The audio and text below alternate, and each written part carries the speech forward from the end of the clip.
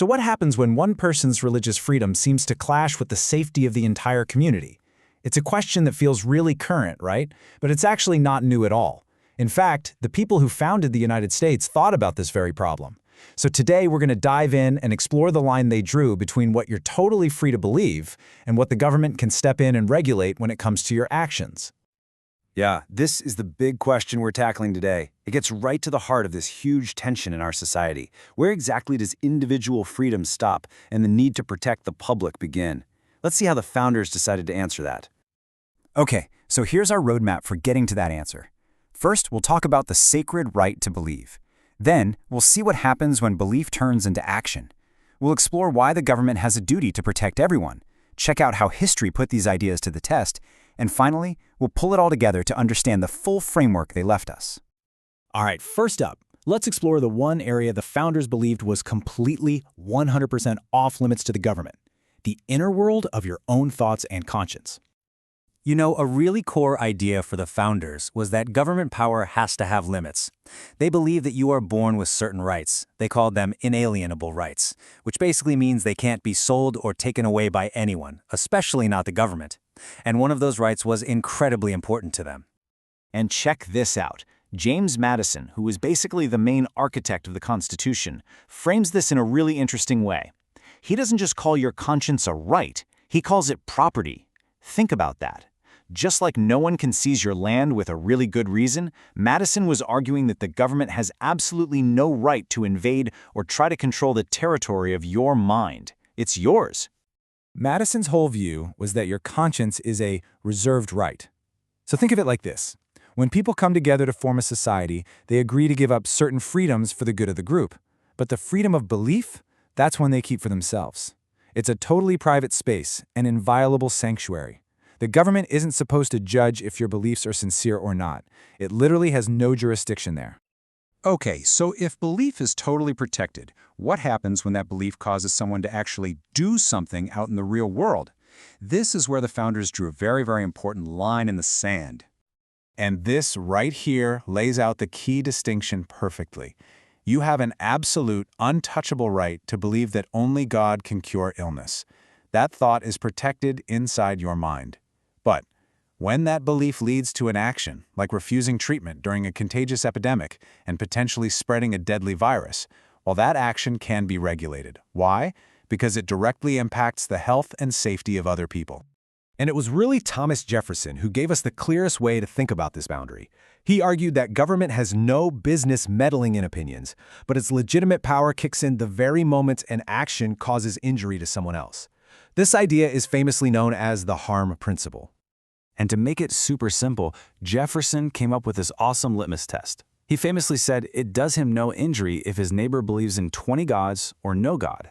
And his reasoning was simple, because that belief neither picks my pocket nor breaks my leg. So that's the crucial question. Is there a real tangible harm? If the answer is no, the government stays out of it. If the answer is yes, then it has a reason to step in. Okay, so that brings us to the other side of the coin, the government side of the equation. Why does it even have the authority to regulate harmful actions in the first place?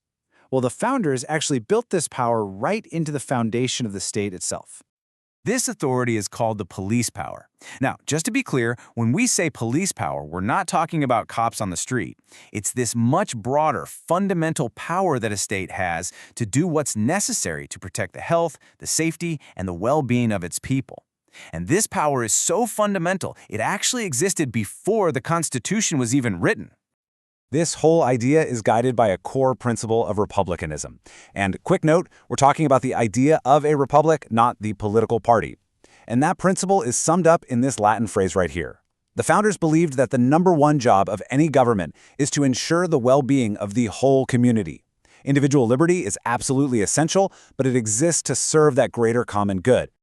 And under the English common law tradition, which is basically the legal system the founders grew up with, an action that harms the whole community, like spreading a disease, was called a public nuisance. This wasn't just a private problem between two people, it was seen as an offense against everyone. So the government didn't just have the right to stop it, it had a duty to stop it.